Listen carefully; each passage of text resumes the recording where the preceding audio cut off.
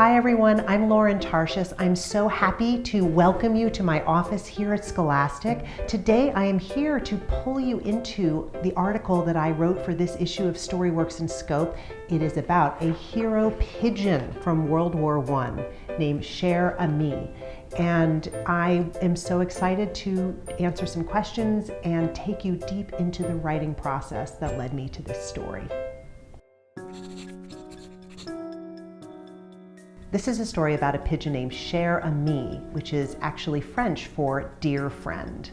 Cher Ami was a very special type of pigeon, a homing or carrier pigeon as they were called. And these were almost birds with superpowers that could fly 90 miles an hour. They could always find their way back to their home nest, and that made them incredibly useful in wartime to carry messages. There were actually thousands of pigeons used during World War I, and then later in World War II there were hundreds of thousands more. But a few pigeons actually became celebrities around the world, and Cher Ami was one of them because she helped rescue hundreds of soldiers during one of the worst battles of World War I.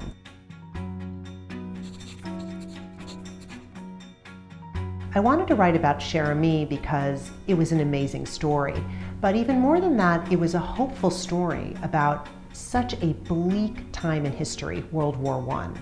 World War I began in 1914 and ended in 1918. Overall, 135 countries fought in battles all over the world. It was a time when new weapons unleashed all kinds of terror, machine guns for the first time, bombs dropped from airplanes, poison gas.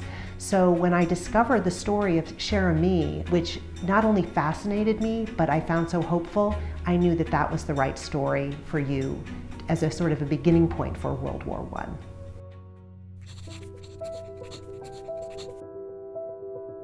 The hardest thing for me was just describing World War I in just a few sentences or even one sentence. I didn't want to bog you down, but I needed to give you the background. So I rewrote the following sentence about 100 times, and I'm going to read it to you now to see if you think I got it right.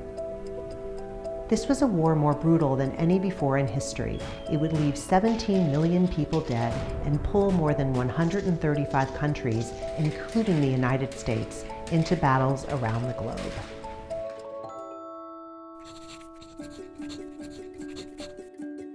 As always, what I'm trying to do in my stories is open doors of curiosity in your mind. So think about what else you might want to learn after reading this story. More about World War I, more about carrier pigeons, more about animals that help humans in wartime. And if you find something fascinating, you better let me know, because I might want to make that my next story in Storyworks in Scope. See you soon.